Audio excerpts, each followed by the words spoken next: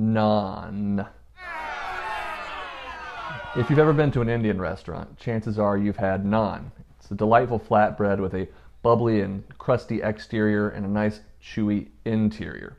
It's a great vehicle or vessel for sopping up curries and sauces such as chicken tikka masala, which is a British derivation of a very popular northern Indian dish, butter chicken. Tender chunks of chicken are cooked in a tomato-based sauce with warm spices and a nice enrichment from some heavy cream.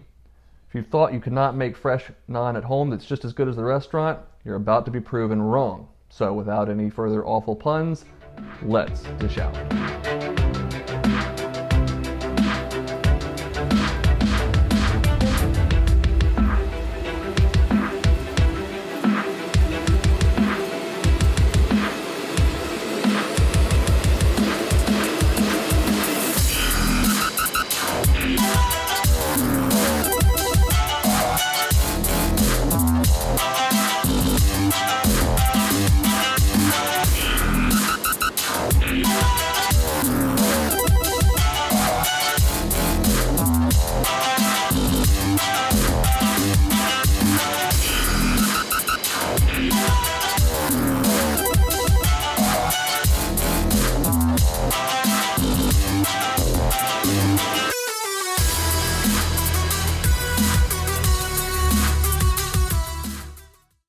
We'll begin with our chicken marinade, which will involve some full-fat Greek yogurt, 2 or 3 cloves of crushed garlic. You can add more if you wish.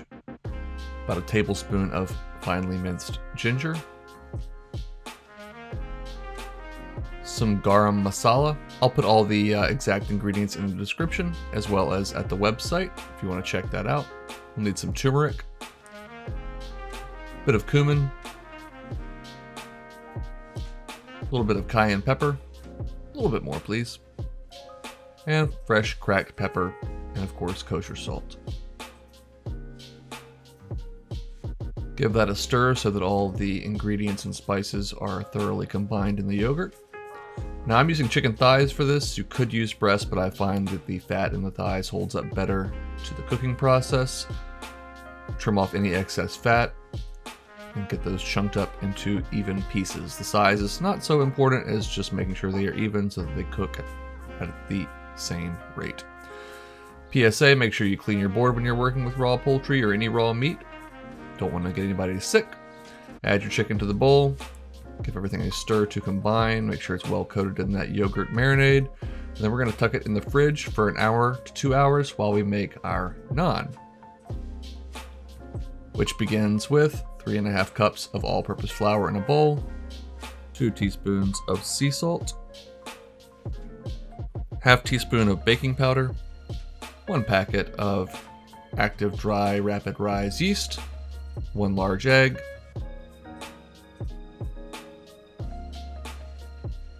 1/4 cup of Greek yogurt, and 2 tablespoons of good old honey. Once you've got all that in your bowl, thoroughly incorporate everything and add in 1 cup of warm water. Combine that until it forms a slightly sticky or tacky dough. You can certainly do this by hand if you want a little bit of a workout or don't have a stand mixer.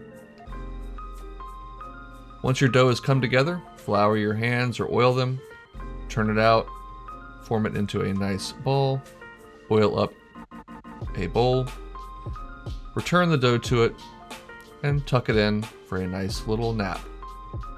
About 1 hour should do the trick. At that point, it should be doubled in size. So you're going to want to put down some board flour, turn out your dough, and just let it breathe for a moment. Using a knife or bench scraper, cut it into 8 even pieces.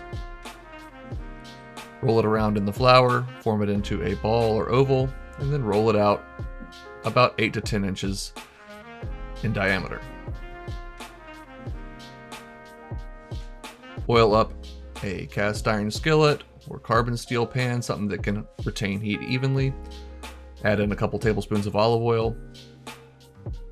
Fry this over medium-high heat for 2 to 3 minutes on the first side until you get some beautiful brown bubbles and golden brown crust like that. Flip it, give it 2 to 3 minutes more. Now we will return to our chicken.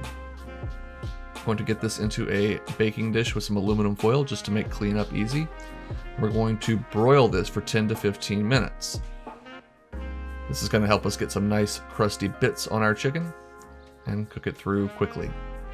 We can set that aside now, and we'll start to work on our tikka masala sauce. That's going to involve 1 large white onion, which we're going to very finely mince. 1 to 2 serrano peppers, or more if you're feeling adventurous. Get those sliced up. 2 to 3 cloves of garlic minced. And about a tablespoon of ginger, which we're going to finely slice and then mince as well.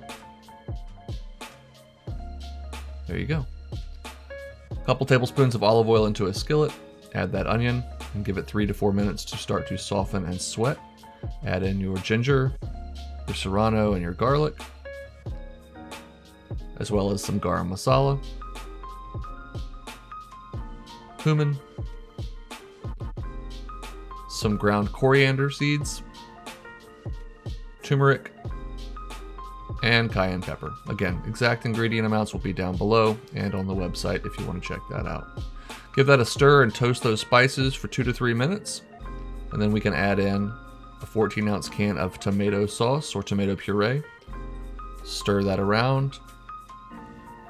Season it up with some pepper and salt, as always. And about a tablespoon of brown sugar just to help balance out the acidity of the tomatoes and all of the heat from the peppers. Next, we'll go in with about 1 cup to 1.25 cups of heavy cream and 2 tablespoons of butter. Stir that to combine.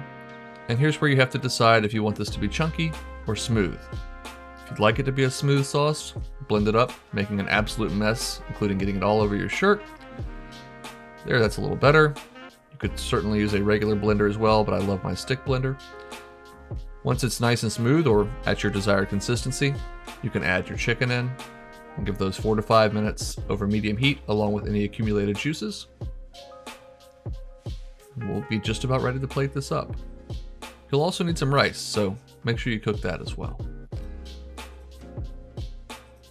Got some nice fluffy white rice here. We're going to put a little down on a plate, followed by our chicken tikka.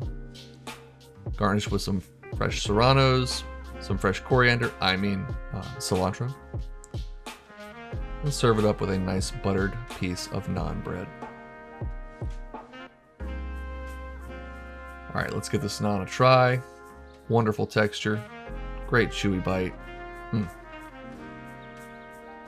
Chicken is tender, it's still moist because we use those thighs. That sauce is warm, slightly spicy. It's perfect for dipping this naan in. It's just an incredible bite. Gotta give this a try. I hope that you'll do it this week. But whatever you do, please make sure you go make something delicious.